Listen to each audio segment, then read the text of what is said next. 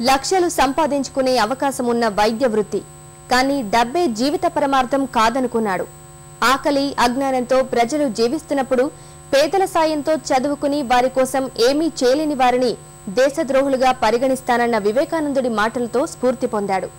రోగులకు సేవ చేయడం నుంచి ప్రారంభమైన ఆ యువ వైద్యుడి నిస్వార్థ సేవ నేడు అనాథలకు కల్పవృక్షంలా మారింది.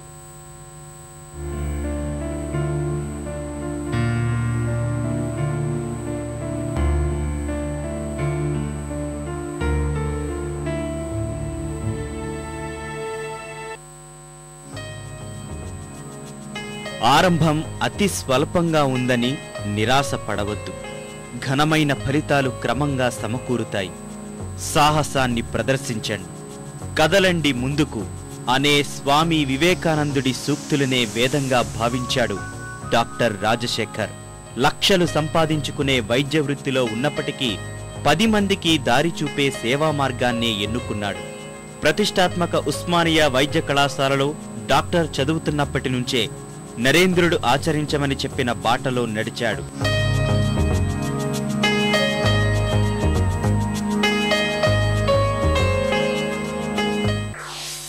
ఒక పేదవాడు ఆకలితోనో లేకపోతే రోగంతోనో ఒక మున్సిపల్ ప్లాట్ఫామ్ మీద చనిపోతే వాడిని గవర్నమెంట్ మెడికల్ కాలేజ్ తీసుకొచ్చి అక్కడ ఆ మెడికల్ కాలేజ్ ఆ డెడ్ బాడీ మేము డిసెక్ట్ చేస్తేనే మేము డాక్టర్ అవుతున్నాం. మా కోసం కష్టపడ్డారు, అంటే వాళ్ళ శవాన్ని డిసెక్ట్ చేస్తే మేము డాక్టర్స్ అవుతాము. వాళ్ళ కష్టార్జితోనే మేము చదువుకుంటున్నాము. మెడిసిన్ అయిపోయాక ఎంతమంది వాళ్ళ కోసం ఆలోచిస్తున్నాము, లేదా మెడిసిన్ చేస్తున్నప్పుడు ఈ 5 సంవత్సరాలు మనం ఏం చేయొచ్చు అనే ఆలోచన మాలో మొదలైంది.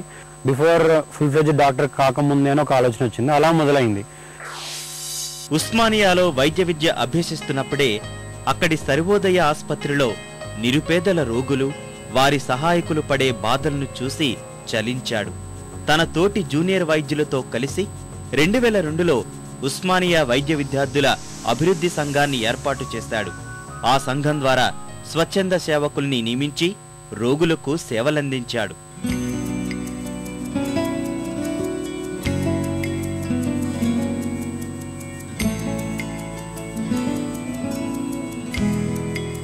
వైద్య విద్యార్థిగా ప్రారంభించిన రాజశేఖర్ సమాజ సేవ ఇంతింతై వటుడింతై అన్నట్లుగా ఎదిగింది.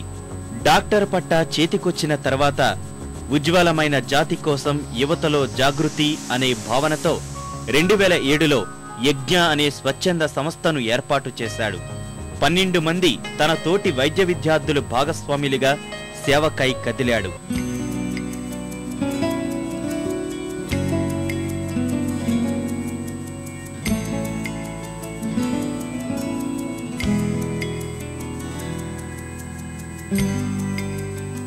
హైదరాబాదులోని మురికివాడలు, రంగారెడ్డి జిల్లాలోని పలు ప్రాంతాల్లో రాజశేఖర్ వైద్య శిబిరాలు ఏర్పాటు చేశాడు. అనాథ పిల్లలను అక్కున చేర్చుకున్నాడు. 4 చిన్నారులతో ప్రారంభమైన ఈ సంరక్షణ 2010 నాటికి 33 మందికి చేరుకుంది. అనాథల సంక్షేమం కోసం వికారాబాద్లో దాతలు ఇచ్చిన స్థలంలో ఓ ఆశ్రమాన్ని నెలకొల్పి 60 మంది చిన్నారులకు ఆశ్రయం కల్పించారు. అనాథను సొంతవారిగా భావించిన రాజశేఖర్ తనకు పిల్లలు వద్దనుకున్నాడు.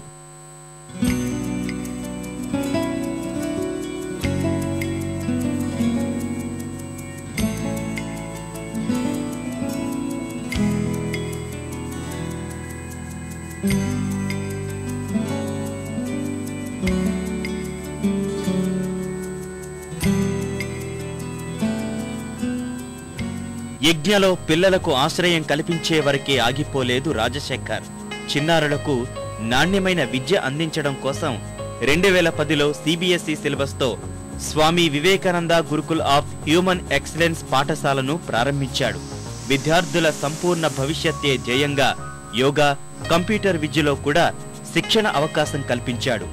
ఆశ్రమ విద్యార్థుల భాగస్వామ్యంతో పాఠశాల ఆవరణలో కూరగాయల పెంపకాన్ని చేపట్టాడు.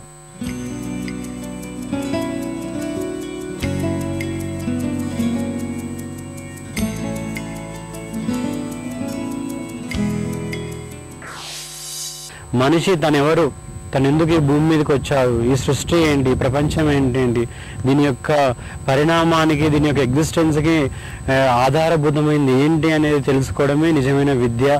సో అటువంటి విద్యనే నిజమైన విద్యగా ఇక్కడ పరిగణిస్తున్నాము. అదే పిల్లలకి లక్ష్యంగా ఆ పద్ధతులనే విద్యాబోధన చేస్తున్నాము. నేను కొన్ని ప్రాబ్లమ్స్ వల్ల అనాథనై ఉండడం వల్ల నన్ను ఇక్కడ రాజశేఖర్ సార్ మరియు కొంతమంది యజ్ఞ సంస్థ వాళ్ళు నన్ను ఇక్కడికి తీసుకొచ్చి చదివిపిస్తున్నారు. మరియు అన్నం ఇవన్నీ పెట్టి చక్కగా CBSE స్కూల్లో చదివిపిస్తున్నారు. ప్రస్తుతం వికారాబాద్ ప్రభుత్వ ఆసుపత్రిలో వైద్యుడిగా బాధ్యతలు నిర్వహిస్తున్న రాజశేఖర్ నిరుపేదలకు తక్కువ ఖర్చుతోనే వైద్య సేవలు అందించడానికి ప్రత్యేక ఆసుపత్రి ఏర్పాటు చేయాలనే ఉద్దేశం ఉందని చెబుతున్నాడు.